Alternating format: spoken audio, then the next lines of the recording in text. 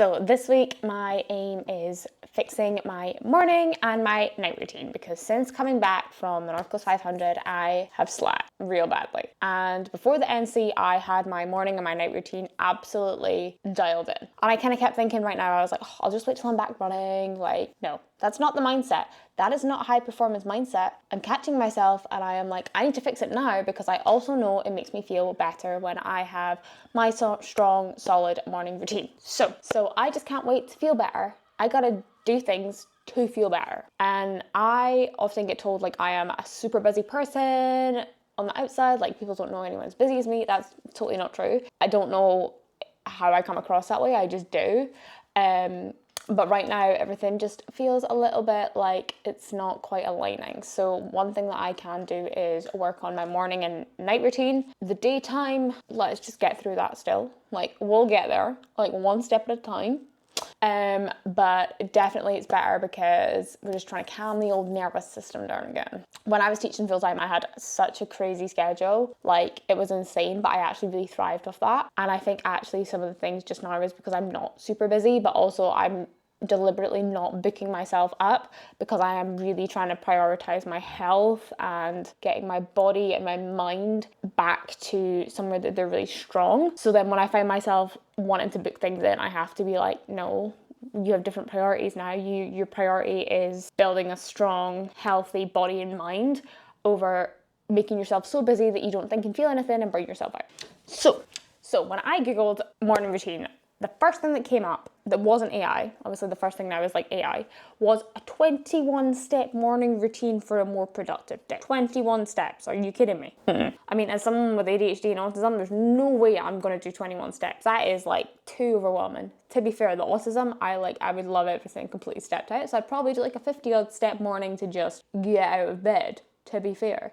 However, the ADHD is like, whoa, no, I need like a one-step routine and that's that. So this is again the thing, and it's like constantly back and forward with autism and ADHD, because yeah, my autism wants every single tiny detail like planned out, like to extent where it's like, okay, roll over, 1 foot out of bed, 2 feet out of bed, okay, sit up. Like, that would be like autism thriving, but then ADHD comes in and it's like, nah, like, not chaos, come on man, no, we just want chaos, no way. So it is but anyway, morning routine and night routine, the main thing is consistency with these things, like consistency of getting up at the same time, going to bed at the same time. I done so much work on my sleep before the NC, like I cannot describe how much of a difference it made. Like, it made such a difference to my entire life, not just my training but my whole life, getting my kind of sleep routine dialed in. And part of that was the consistency of getting up and going to bed at the exact same time every single day, no matter what. Well, obviously there was days where I had to get up earlier to fit life in, but generally like not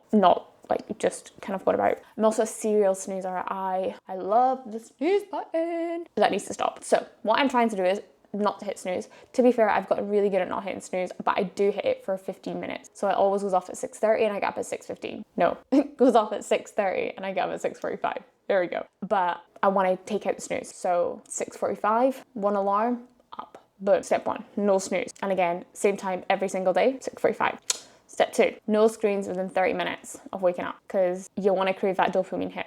And then that sets you funky for the rest of the day. So my aim is no screens for 30 minutes. Instead of that, my aim is to journal for 10 minutes, because I would either like to read or journal, but I don't feel like reading is productive enough in the mornings, which is completely not true, just in my brain. Like, why does scrolling feel more productive than reading? I don't know, but we're gonna try just 10 minutes journaling. Get outside, go for a walk within 30 minutes. So the benefit of getting outside and getting kind of what's meant to be sunlight, but I live in Scotland, so that's a hit or miss. Especially when we change the clock, when you just get up and it's dark. But anyway, get outside, because it can really like improve regulating your circadian rhythm, which can impact your sleep, mood and general health.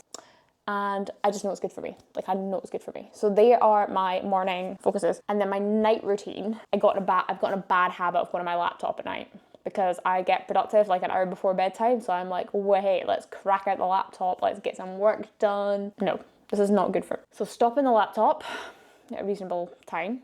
I want to put my phone in the other room once I've had dinner, because that is when I play my stupid little games on my phone and it's just extra screen time that is not needed. So phone in another room to again reduce screen time, and instead of being on my phone, I've got my little coloured in book. It's so cute. So colouring in and journaling, and then a night walk at 9:15 to 9:30, and then read before bed, but you're not meant to read in your bed. So bed is only for sleeping. So I have been slacking a little bit on this as well because I like to read in my bed. It just makes me happy. But we're gonna read on the beanbag and then bed by 10:45. How do we go this week? So that's been this week's plan, and we'll just keep adding on. The plan is to kind of, one of my nails is broken. Look at it, it's coming off.